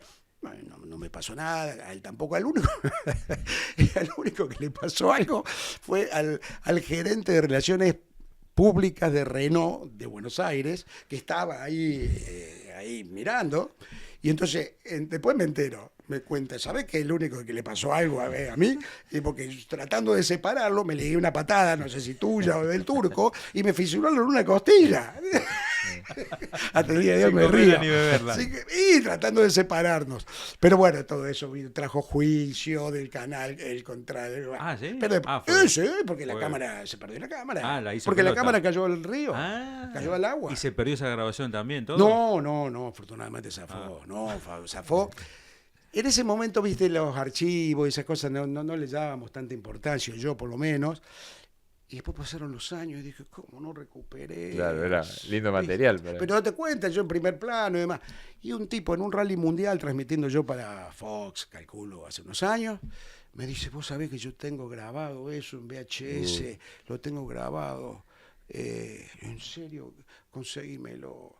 Y pues tengo que hacer, te pago la transcripción, lo que sea. A los 3 o 4 meses lo vuelvo a cruzar el tipo, me da el VHS con muy mala calidad, porque era una transcripción de transcripción, copia, pero lo tengo. De la tele, De la tele, cuando entran los autos, yo voy, es decir, todo lo que te estoy contando está documentado. Está documentado. ¿Y lo de la fuego? Y lo de la fuego de Traverso es el otro, te diría, gran hecho, por lo menos público. Claro, estamos hablando acá ya un poquito más para acá, ¿no? 80 y pico. Año 88. Yo ya estoy en Buenos Aires, ya trabajo en ATC. Yo me voy a Buenos Aires no a trabajar para automovilismo, sino a trabajar para el noticiero. Yo no me voy a hacer automovilismo. Por eso digo, las circunstancias, yo podría haber hecho lo mío, pero la vida me fue ayudando. Para el noticiero de Canal 7, ATC en ese momento. ATC en ese momento. Muy fuerte, muy buen rating. Muy fuerte, que era 60 minutos. Oh, sí, claro. Era la última parte de 60 minutos. Esta es una, si queréis, tenés tiempo, en una anécdota interesante. ¿Por qué me voy yo a Buenos Aires? Pues yo no tenía pensado irme a Buenos Aires. Yo me voy porque me invitan y yo creía, me engañaron, que era una corresponsalía la que iba a hacer.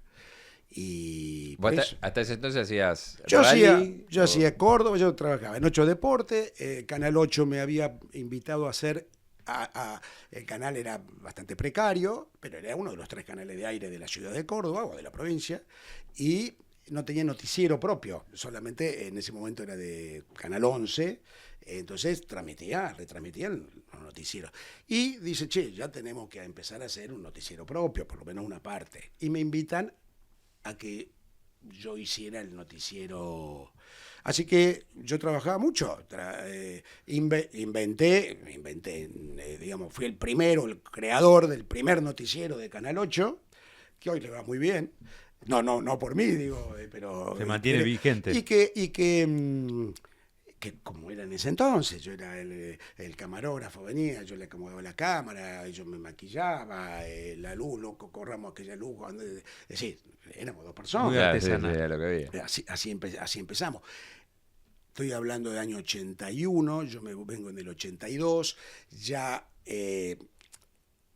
la dictadura ya estaba mucho más flojita, ya había pasado lo de Malvinas, ya se empezaba a hablar de elecciones, entonces la cosa estaba mucho más floja, entonces podíamos empezar a hablar con algunos políticos, cosa que antes no se hacía, con algunos políticos con los que quedaban, digamos, sí, claro, de cierto nombre. Es decir, era una época de cambio en todo aspecto, mirándolo desde el punto de vista del noticiero. Entonces yo trabajaba en el noticiero Canal 8, los domingos hacía 8 Deportes, todos los días era locutor, era redactor locutor de Radio Universidad, ese era el cargo, porque yo hacía deportes al aire y redactaba para el noticiero. En ese momento todo se redactaba, hoy claro, se lee de internet.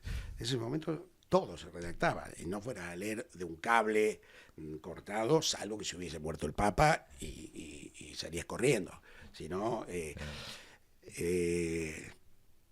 no quiero decir que lo de antes era mejor, pero era mucho más estricto. Todo era mucho más estricto. Pero bueno, no, ese es otro tema. Pero, ¿y acá llegás a Canal 7 cómo?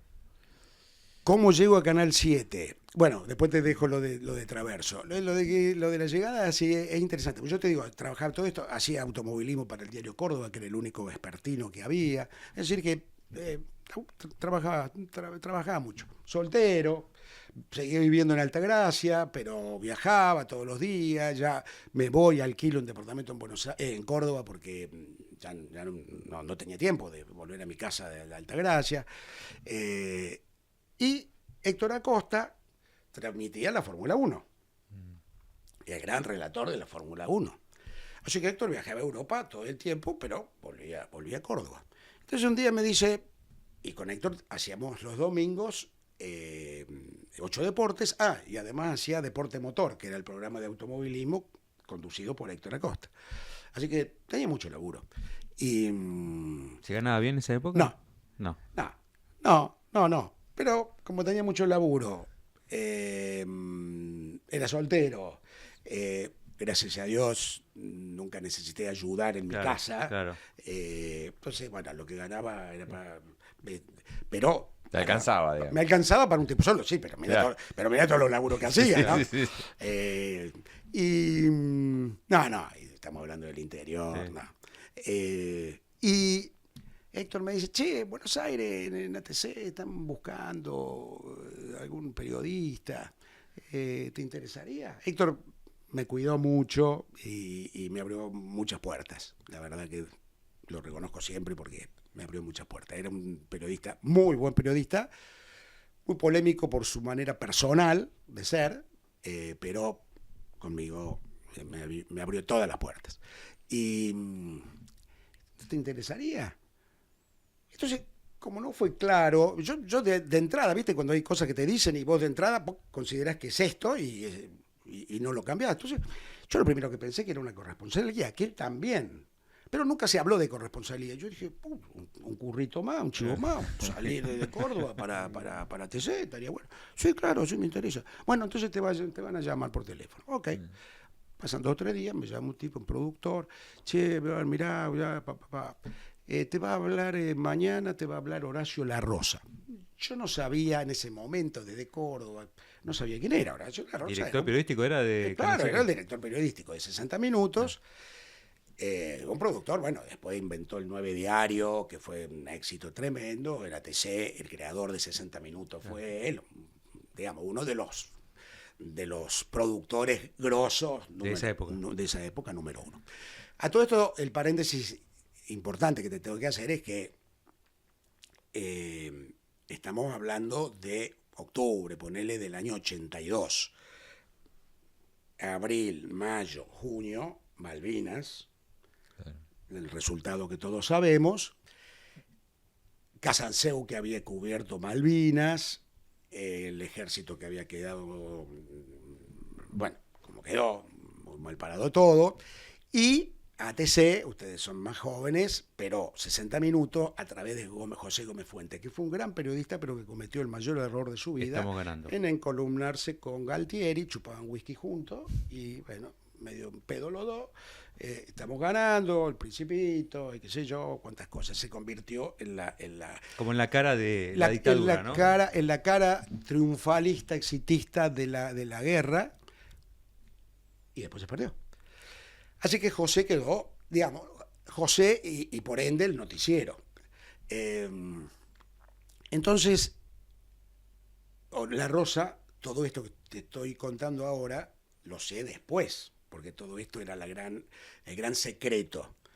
Empiezan a pensar cómo mantenemos esto, que mucho no lo vamos a poder mantener con un tipo como José. Si lo rajo, es peor. Entonces los tipos empiezan a cranear, empiezan a buscar periodistas del interior que no conociese nadie de Buenos Aires, e ir cambiándolo, haciéndose los tontos, que un día desapareciera Casanseu, otro día desaparecía María Larreta, otro día desaparecía José Gómez Fuentes, y ir incorporando otra gente. Claro, caras nuevas para ir renovando. Exactamente, y tratar de salvarlo salvar el nombre con caras nuevas. Tal cual, pero sin hacerlo de manera explícita, a partir de hoy cambian las caras, que fuera algo gradual. Pero todo esto no lo sabía. Y entonces me habla La Rosa. Yo lo atiendo como uno más porque no sabía quién era La Rosa. Sabía que era el productor, qué sé yo, no me importaba mucho. Y como yo no tenía pensado lo de Buenos Aires, qué sé yo, no.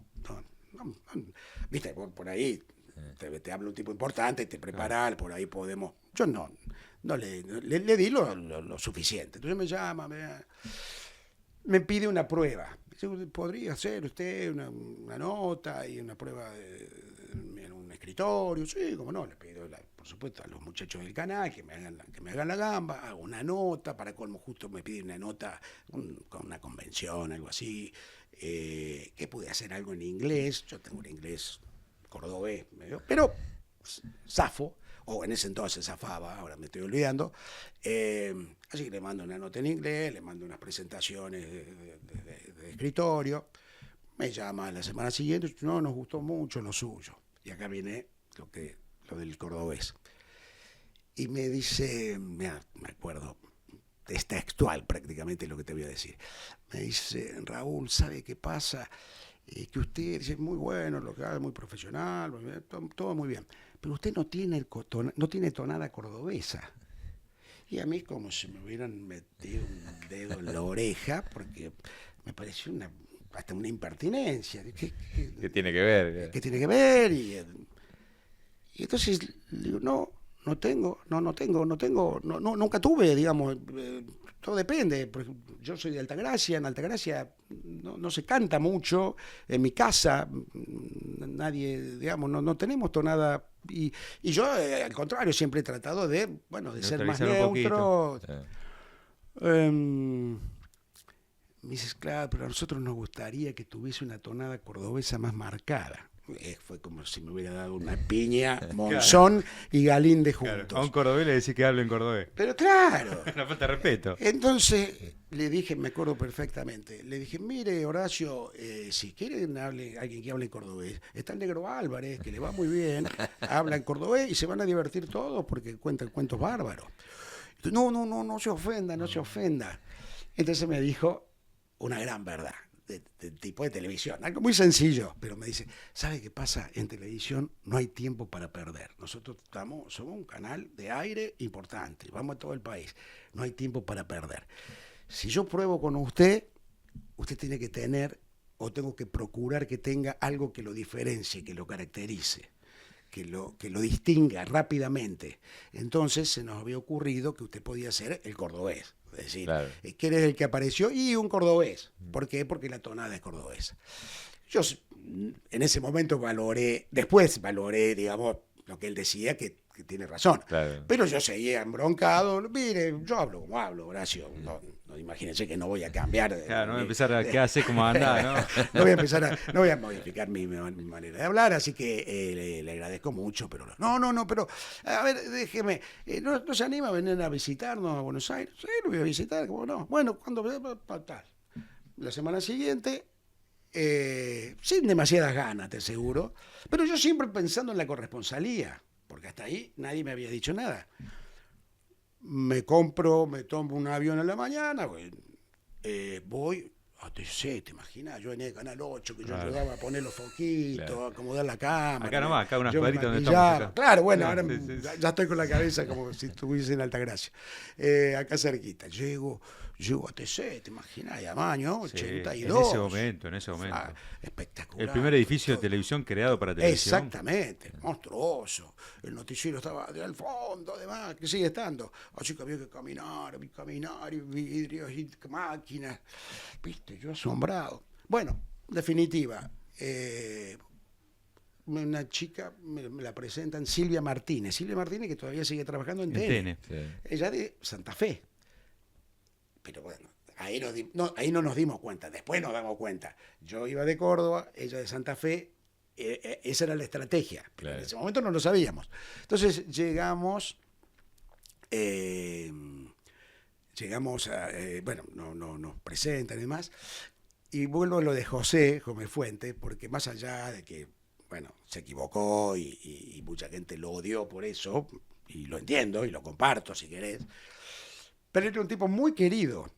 Primero, los camarógrafos, los ayudantes de cámara lo adoraban, porque además el tipo, como tenía relaciones con el gobierno, a casi todos ellos les consiguió créditos, claro, hipotecarios, ¿viste? Era un muy buen compañero, Entonces, mientras yo estoy esperando ahí en el noticiero, José sentado ahí, María Larreta, Leonardo Chocrón, está Sanseu, y la Rosa allá en la oficina, los productores, y yo estoy ahí todo tímido esperando que me llame la Rosa, Gómez Fuente, así muy paternalista, muy caudillo, ¿no?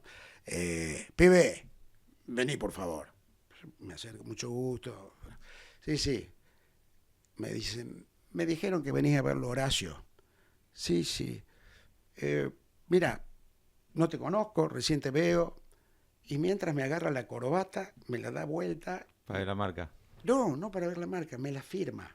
Ah, mira. Nunca no la retuve, no la conservé. Mientras me la va firmando y me dice, ojalá te vaya bien. Yo estoy seguro que te va a ir bien. pero todo era así, en el aire. Medio en el aire. Ojalá te vaya bien. Yo estoy seguro que te va a ir bien. Además me caes muy bien. Escúchame bien lo que te digo. Lo que te haga falta en Buenos Aires. Lo que te haga falta en Buenos Aires. Plata, minas, auto. Lo que te haga falta, acá estoy yo. Me pone la firma y me agarra un papelito y me da el teléfono. Fíjate vos la actitud del tipo, que si bien hoy, en ese momento estaba quemado, había sido una figura, un número uno. Sí, sí, sí. ¿Viste? Todo era una cosa rara, me llamó Horacio, bueno, y después nos hacen a Silvia y a mí, nos empiezan a hacer un casting. Yo decía, qué locura, qué diferencia para hacer una corresponsalía. Nos llevaron a un estudio, director, iluminadores, asistente de cámara. Yo digo, para una corresponsalía, qué locura, qué nivel, qué diferencia, qué mundo diferente que vivimos. Me dice uno, ¿sabes quién es el que te está mirando ahí? No, es el director del canal, Chot Surian, que era también otra figura de la televisión, tipo un empresario. Yo decía, por Dios. Todo es para esto, todo ¿no? Esto. Termino todo eso, no nos llevan mucho el apunte, anda, sacate el maquillaje. Mire que yo me tomo el avión de las 9. Sí, en un ratito te llamo. Me llama Horacio y me dice, ¿qué te pareció todo esto? Un mundo distinto. ¿Querés trabajar con nosotros? Sí, me gustaría trabajar. Todavía nadie me dijo, ¿cómo? A trabajar acá en el noticiero. Pero desde Córdoba. No, ¿qué desde Córdoba? Acá. ¿Cómo acá? Claro, yo te estoy invitando a trabajar y a hacer uno más del noticiero. No me dijeron que... Claro. Tenés un solo problema, que si me decís que sí, el lunes que viene, eso era el lunes a la noche, el lunes que viene tenés que estar a las 10 de la mañana trabajando acá con nosotros. Y pues yo tengo Una vida en Córdoba. Córdoba. curro en Córdoba, ¿Vos sos casado? No, soy soltero, tengo una noviecita, pero... la decisión es tuya. Bueno, déjeme que lo piense, imagínate cómo tengo la cabeza, déjeme que lo piense, ¿hasta cuándo tengo tiempo? El miércoles me tenés que contestar. Bueno, me volví, me fui al aeroparque, la cabeza me explotaba, ¿qué hago? Lo consulto con mi consejo de anciano, con mi papá, lo consulto, le pregunto a Héctor, le pregunto a Juan Marucho, un gran periodista que falleció también de Córdoba, que yo lo respetaba mucho. Y por supuesto, todos me dijeron, pero Rulo, anda. Claro, aprovechá. Aprovechá, sos soltero, no te gusta, no te adaptás, te volvés. Y aparte de ahí ya sí había una buena plata, digamos, te cambió. Tampoco te cambiaba nada, no, tampoco cambiaba nada, no. O sea, lo bueno era la exposición, lo No. malo, en todo caso, el cambio de vida. Claro, absoluto, un cambio de vida absoluto. Y bueno, como casi todos estos lugares tenían relación de dependencia, el miércoles empiezo a pedir, ¿viste? Yo iba a Radio Universidad, vengo a pedir una licencia sin goce de sueldo. Estás jodiendo. Y dice, no, porque me voy. Y acá en el 8, y claro, nadie me creía. Y bueno, pedí la licencia sin goce de sueldo en todos lados, y el lunes a la mañana vine y empecé a trabajar, y desde ese entonces estoy acá. Nunca... Pero se da la circunstancia que empiezo en el noticiero, noviembre del 82, y en el 83 empieza el Club Argentino de Pilotos con los A Datsun. Reutemann no lo agarraste, digamos. Sí, agarró, sí, no en Europa, pero sí. Yo estuve frente al cartel de Jones Reutemann. Yo se lo aviso a Héctor, yo no podía salir al aire. Sí. Lo que pasa es que en ese momento Reutemann no me tenía. Después tuvimos una gran relación. Pero no me tenía, ¿viste? Eras uno más. Sos del interior, Claro, no. claro. Pero a Reutemann no solo lo había visto y le había hecho alguna nota, pero Lole era así, muy particular. Sí, muy seco, ¿no? Muy secote, sino que le había ido a Brasil, yo iba medio que por las mías, o ¿viste? Mitad me pagaban en un hotel, en alguna empresa, la otra mitad vas rebuscándote. Y en el 81, el año que gana Carlos en Jacarepaguá y que le mandan el cartel del Jones Reutemann, yo lo estaba asistiendo a Héctor, yo no podía salir al aire porque no era empleado del canal. Y me doy cuenta que algo pasa, salgo corriendo de la cabina y veo el cartel. Entonces vengo a Héctor, que transmitía solo, entonces le escribo. Claro. Entonces es lo que le escribo. Le están pidiendo le están que pidiendo lo deje que cambie. pasar, claro. Entonces, Héctor lo va diciendo, corroborando, mirándome que estaba diciendo bien. Bueno, todo eso, te imaginas, hasta el día de hoy nos acordamos del cartel ese. Y después bajo con Héctor, esto solo por Héctor, y nos vamos al box de Reutemann. Reutemann acababa de ganar y era lo mismo que se le hubiese muerto la esposa y las dos hijas. Claro, porque automáticamente sabía que era un eso duelo. iba a ser su expulsión del equipo. Y sabía Que que terminó haciéndolo, ¿no? Y de alguna manera. Y No debe así ser. que asistí a todo ese momento que era Reutemann, Domingo Cutuli, que era su representante, Héctor, y yo que escuchaba, por supuesto, yo no participaba.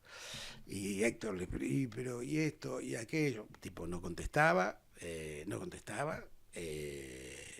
bueno, pero participé in situ de eso que fue todo un Estuviste tema, ¿no? en una de las carreras más Clave. clave Más recordada, ¿no? Más recordada, Sí. sin duda. Incluso con ese estigma que le quedó muchas veces a Lole del segundo, ¿no? Que viste que le quedó siempre El bote la ese nafta y el segundo, ¿no? Bueno, eso fue por eso lo importante de esa carrera, en el que el tipo dijo, puso todo lo que había que poner, y por eso duele que todavía, no, hoy no, pero que en aquel entonces muchos le dijeran, lo cargaran con lo del segundo. El tipo tenía una personalidad, quizá no era la personalidad exuberante que necesitas para ser un campeón del mundo, quizás. Eso no quiere decir que no haya tenido el talento Las conductivo. condiciones. Claro. Viste, porque para ser campeón del mundo tenés que reunir un montón de cosas. A veces también un poco de suerte, que Rosberg fue campeón del mundo y qué sé yo. Sí, sí. Y, ¿viste? Y te hago un paréntesis con lo de ahora. ¿Y cómo lo ves a Colapinto en esto de... ¿Tiene esas condiciones para vos? Yo creo que es un muy buen piloto. Por ahora no puedo decir que sea la estrella en potencia. Sin duda que tiene un ángel particular que lo ayuda mucho, tiene glamour, tiene carisma, tiene ángel, que eso lo ha ayudado mucho publicitariamente y con sus seguidores, incluso en la Fórmula 1, porque todos los demás pilotos les gusta Colapinto y les gusta que esté, porque se da. Ahora, vamos a la realidad, por ahora ha demostrado que es un chico que está para la Fórmula 1. Ahora, de ahí que pensemos que mañana pueda ser campeón, yo no me animo a decirlo ni loco. Está en un buen nivel, pero bueno, está corriendo con el peor auto de la categoría, ha cometido algunos excesos, que eso en la Fórmula 1 se paga, porque se paga literalmente, Claro. es muy caro, y bueno,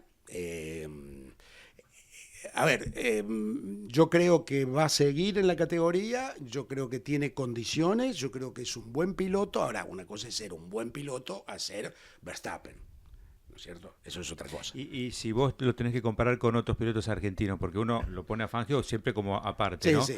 Pero después tenés Froilán, tenés el propio Lole. ¿Querés que puede llegar a estar en esos top 5 o todavía le falta para eso? Bueno, primero que no soy amigo de las comparaciones por obvios motivos. Te imaginas, Froilán Eran épocas corría, diferentes. las épocas son tan diferentes que es absolutamente incomparable. Solamente podés comparar el tema estadístico, no por otro lado, así lo interpreto yo. De todas maneras, creo que hay un exceso de fanatismo con respecto a Colapinto, que no sé si le hace bien o le hace mal. Por ahora le está haciendo bien. Sí, pero hay demasiada expectativa que se le carga, ¿no? Hay demasiada expectativa que se le carga al Recién chico. el que viene va a ser su primer año en teoría completo dentro de un equipo, ¿no? Hasta ahora entró por la ventana, Su ¿no? primer año en un equipo que va a cambiar de motor, menos mal. Yo a principio de año, cuando me hacían algunas notas, que yo decía, muchachos, viste, con este exitismo que tenemos, acuérdense que está en un equipo que es último y que además está con un motor que deja de existir a fin de año, con lo cual, y esto lo sé por muy buena información, los muchachos que preparan los motores Renault, hace 6 meses que lo único que hacen es estar buscando laburo en otra empresa. Claro. Sí, lo único que les preocupa, porque saben que a fin de año no tienen más laburo. Con que arranque es suficiente. Entonces, a ver, son situaciones muy particulares. Creo que es un muy buen piloto, que tiene grandes posibilidades, pero que no hay que cargarle toda la presión que le cargamos, absolutamente exagerada. Traverso. Traverso, y yo nos estamos quedando sin Sí, tiempo. ya estamos cerca. Rápida. Tiene que Lo de Traverso, bueno, yo con Traverso tuve una relación bastante particular mientras él corría, porque era traverso, pero bueno, yo no me quería quedar atrás. Cuando hacíamos Coche a la Vista, nosotros éramos el único programa que... Coche a la Vista, un programa que yo te lo decía fuera de cámara recién, era domingos a la noche, 8 de la noche, estar comiendo y viendo el resumen, porque en ese momento era casi como un resumen de lo que había ocurrido, ¿no? Era el resumen, y no te olvides que era el único programa que había en televisión abierta, además, porque era TC, y no había cable. No. Entonces, si querías saber algo de automovilismo, ¿qué pasó? Tenías que ver Coche a la Vista. Sí. Y me gustaba que ponía mucho rally, que también no era tan normal en esa época, ¿viste? Exactamente. Básicamente eso era por Héctor Acosta, que siempre le gustó mucho el rally, y conseguimos a alguien que nos proveyera de imágenes de rally internacional, que en ese momento acá no se veía. Entonces fue muy bueno, Y bueno, fue desde el 84 hasta el 96 el programa. Y claro... Fue tu programa más... Sí, más destacado. El que te hizo, digamos, saltar la popularidad, ¿no? Te diría que sí, digamos, hasta que me retiré, afortunadamente por decisión propia, de ESPN. Bueno, estaba transmitiendo para ESPN, para toda la región y demás.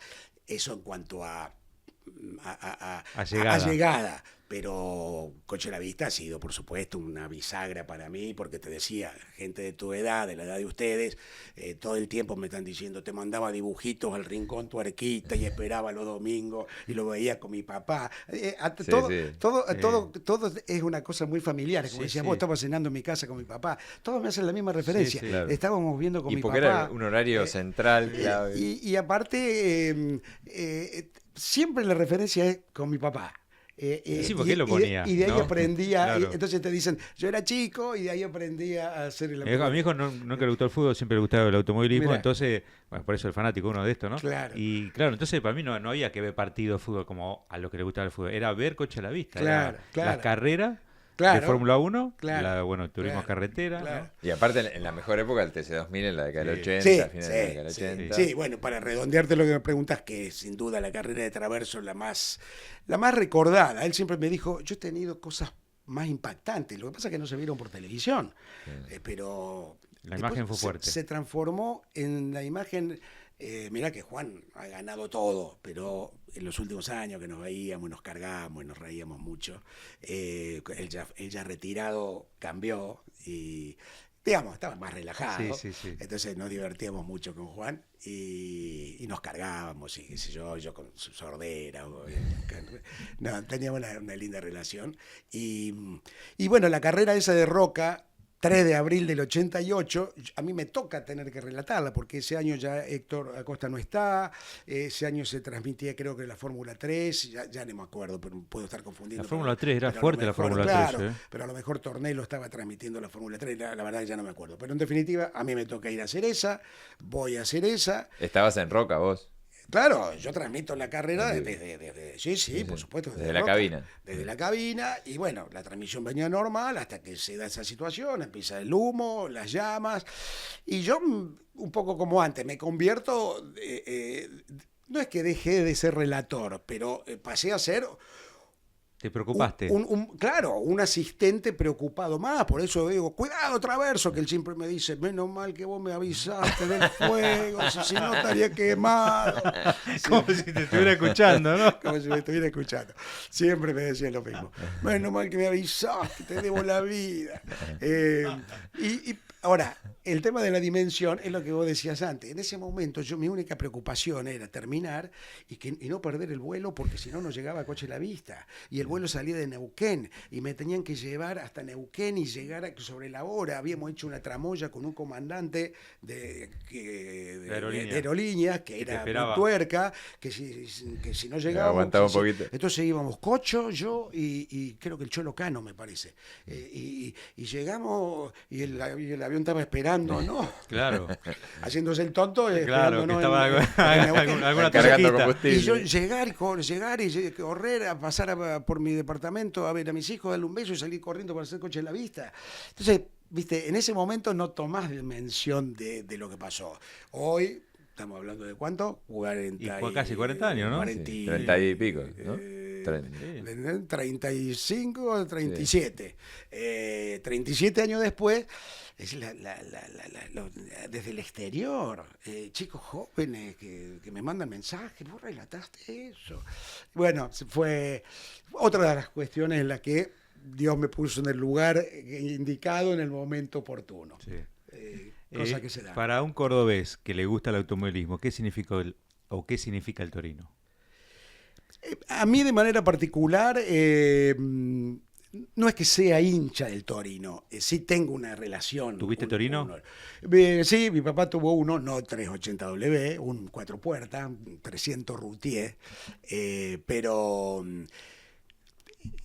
para mí significa la leyenda, y esto de que el Torino, el auto argentino, más allá de lo que puedan decir, que sí, que se diseñó, bueno, todo es global, también lo era en aquel entonces, lo diseñó Pininfarina, pero se hizo acá, se hizo en Argentina. Y el éxito y lo que buscaba la fábrica, que era tener un auto para que la mujer hiciera las compras, era algo así el eslogan, que la mujer fuera al supermercado y el señor corriera o fuera rápido en la ruta, lo lograron. Y después lograron una versión más familiar, que era la 4 puertas, la 2 puertas, que era mucho más deportiva, y ese tope de gama con los 3 carburadores Weber, el 380W, que era un auto súper deportivo, que no había auto en Argentina que pudiera ganarle o pudiera ser más rápido. Y después toda la leyenda que le cargó la parte deportiva y lo de la misión argentina, que hoy se sigue recordando de una manera que me llama la atención. Hoy hablé con García Veiga, ayer me llamó Cacho Fangio, hablo con Cacho Franco muy seguido. ¿Viste? Lo dan en homenaje en distintos lugares del país. Por la misión argentina, es una cosa de 50 y pico de años, 56 años. ¿Nunca te gustó correr? No, me han preguntado varias veces, no. Yo siempre pienso que los corredores tienen un cable en corto. No están bien del todo. No están bien del todo. Y alguna vez que le pedí a Tito Esone, que es mi compadre, el padrino de mi hijo mayor, que un viernes, cuando todavía se corría con acompañante en el TC, él estaba con un Falcon, el 9 de julio fue. Entonces le pedí para hacer una nota, entonces me vestí, y el viernes todavía podía, digamos, sin ser el acompañante, una vueltita, no había tanto control. Y di 3 o 4 vueltas con Tito en el TC, viernes, entrenamiento general. Y Tito, piloto eximio si lo hay, hace un semitrompo, no por culpa de él, pues si no pisó una mancha de aceite, y hace un semitrompo conmigo, queda cruzado, un segundo, pero queda cruzado, y yo miro a mi derecha y se venían los autos. Claro, los otros. ¿Qué hago acá? ¿Qué hago acá? Mirá cómo se me termina mi carrera. ¿Qué dijiste, hago acá? ¿Viste? Paró. ¿Ya? Muchas gracias, Tito. Nunca más. Por supuesto, me he subido con todo. Me encanta, disfruto cada exhibición. Me he subido con Sebastián Loeb, con Ogier, con Mickey Viación, de lo de afuera, con Pechito, con Traverso, con todo lo que se te ocurra. A disfrutar al lado, lo disfruto, pero no, correcto. Claro, y para último, y no te quiero robar más tiempo, una línea sobre Fangio. Mirá, afortunadamente lo conocí poco, pero lo conocí a Juan. Ayer justo me parece una estadística, que por eso te digo, las estadísticas sí las podés, creo yo, hacer valer. La estadística de Fangio todavía, porcentualmente, en cuanto a cantidad de participaciones y cantidad de victorias, no se ha logrado superar. Él corrió 51 carreras y ganó 24. Es decir, es casi el 50%. Nadie, ni Schumacher, ni Hamilton, ni ninguno ha logrado ese porcentaje. Otra comparación no tiene mucho sentido, se corrían 8 o 9 carreras por año y se corren 23, no tiene mucho sentido. Pero yo nunca lo vi correr, pero si tengo que hablar por lo que logró, por lo que he escuchado de él, de todos, absolutamente de todos, único, un sabio. Yo sé que he escuchado muchas anécdotas de todo el mundo, pero de Oreste, sobre todo, Oreste compartió mucho con él. Entonces, anécdotas fantásticas. Y con esto de la misión argentina, él era el director general de la misión, y entonces Oreste le decía, no, estos frenos no van a durar. ¿Y qué te hace falta? Y necesitaría los frenos tal, ¿y qué pasa? Y bueno, pero en Inglaterra, déjamelo a mí. Tipo llamaba y buscaba al presidente, encontraba al presidente y era Fangio, y al día siguiente tenía los frenos que necesitaba y sin que se los cobrasen. Y así con todo. Sí, abría puerta. Absolutamente. Todos te dicen, en lo de Nürburgring, quedaron todos, viste, boquiabiertos por la importancia que tenía. Sí. Y el tipo, ¿qué problema tenés? Hacía un llamado telefónico y se solucionaba todo. Venían, le regalaban, le daban, venían los... lo de Fangio ha sido fenomenal, y además de una humildad y de unas frases. Es para un libro con las frases sabias de Fangio. Un día muy humildemente me dice, Raúl... porque vos me decías de Coche la Vista a las 20, pero después Sofovich lo pasó a las 20, a la medianoche. Y nosotros teníamos una bronca, nosotros lo grabábamos a las 20, pero lo ponía a la hora que a él se le ocurría. Y entonces un día me dice, ¿no se podrá hacer algo para que lo pongan como lo estaba antes, Coche a la Vista, a las 20? Porque yo lo veía y me enteraba de todo. Es muy tarde para mí. Le digo, Juan, si se pudiese, ¿por qué no habla usted con Sofovich? Bueno, pero si habló, no le llegó el apunte. ¿Te mandas un abrazo a Oreste de nuestra parte? Con mucho gusto, lo veo con frecuencia. Está grande, pero está. Bueno, ha sido un verdadero placer tenerte, ¿eh? Bueno, muchas gracias. Perdón si hablé tanto. No, gracias por venir. Gracias por venir. Bueno, muchas gracias. Hacerte el tiempo y bueno, fue... Sí, porque trato de hacer todo rápido para volverme, pero es un placer para mí también. Un placer enorme y un gran saludo a tu familia. Muchísimas gracias, muchas gracias. Pasó el Rulo Barceló. Exacto. Bueno, lindo programa, sí. Muchas anécdotas. Sí. Si alguno llegó al final, que diga alguna palabra clave. No sé, a ver, ¿qué palabra clave se te ocurre para que alguno lo escriba para el final? A ver. Fangio. Ahí está. Que pongan Fangio acá, el que llegó al final, Fangio. ¿Sí? Bueno. ¿Será hasta el próximo miércoles? Exacto, a las 18 horas. Nos vemos. Chau.